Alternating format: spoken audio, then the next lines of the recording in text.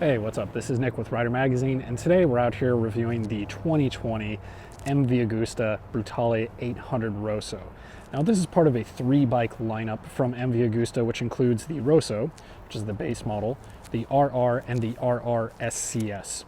So, despite it being the base model, you're actually getting a very competent, very sporty, very fun Italian upright sport bike, and that's what we're going to talk about in this review. So the first thing I want to begin with is, of course, its 798cc triple cylinder engine. This thing is a hoot. It's just a very rowdy, raucous engine, and importantly, it's extremely tractable. And that's something that a lot of riders, whether you're an intermediate rider or an advanced rider, are going to enjoy when you're out on the roads. It's geared nice and short, so it accelerates quickly, and you can use the up-down quick shifter to get through the gearbox as needed. Nice smooth shifting, and it's just a very smooth, fun motor. The only time that it's not smooth is when you're coming off the light and you're probably at 2,000 RPM or so. Once you get beyond that, it just has that very stereotypical 3-cylinder smoothness that you'd find in Triumphs or older Kawasaki motors and things like that. But overall, very fun, sporty package. Now, we did put this on the dyno, and it measured 100 horsepower and 54 foot-pounds of torque. And that's really important to me because I feel like between its wet weight of 434 pounds and its more than modest horsepower figures, you're getting into this really good sweet spot of power to weight ratio. So it's a very nimble chassis. It's steel trellis frame, single-sided swing arm, as you guys can see. Very easy to ride. And then you also have that other factor coming into play that it's a very manageable engine and level of performance too. So those things really work together to your benefit. Of course, when we talk about the chassis, we also have to talk about the fully adjustable Marzocchi fork and then the Sachs shock. Again, this is the budget model in the Brutale lineup. However, you still get fully adjustable suspension front and rear. And my experience with it is that it is sprung a little bit more sportily. It is a bit more taut, and it is meant to be ridden a bit more aggressive. So you will feel a little bit of, damaged Southern California roads through the chassis. But overall, I think it does a really good job of hiding that rough pavement and also creating a very sporty, compliant, and capable chassis. And again, these are quote-unquote budget parts for the MV, but I really don't think you'd need much more unless you were serious about racetrack riding, which, this thing is more of a street bike.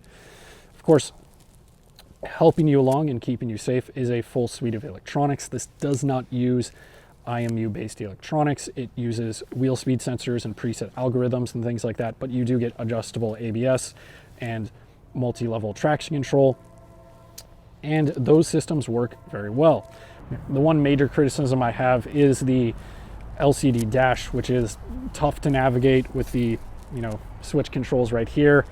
It's easy to read, but for the class of motorcycle that I would put this in, upper echelon motorcycle, a bit antiquated, and it is being updated for the 2021 models that will be available sometime this year.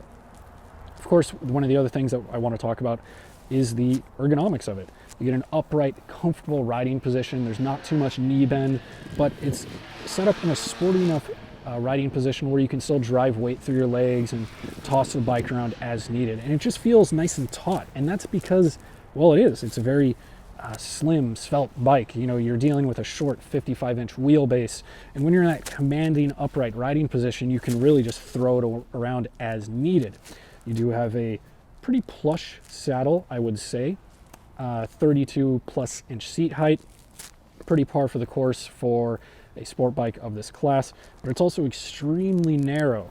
So shorter riders can probably still get their feet on the deck and stay pretty confident, and taller riders should be more or less comfortable. I stand at 5 foot 10 inches tall, 32 inch inseam, and I'm pretty good. I'm well sorted on this machine. It is a naked bike, so wind protection is not really there, but you're in good shape in terms of comfort for commuting, doing some canyon sport riding, and even, throw a little bag on it and do a bit of a longer trip. Of course, our model has all sorts of Italian chrome, aka carbon fiber bits bolted onto it that you can buy from your authorized dealer or the MV Agusta website. And the last thing I want to touch on before we sign off here is, of course, the Brembo brakes. They are a little bit older system, 4-piston Brembo calipers and a radial master cylinder.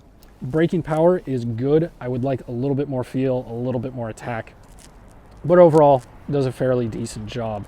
However, the up-spec models are a cut above those, or what we have here, I should say. So wrapping it up, I think MV Agusta did a really good job, and despite it being a budget bike, it's plenty of motorcycle.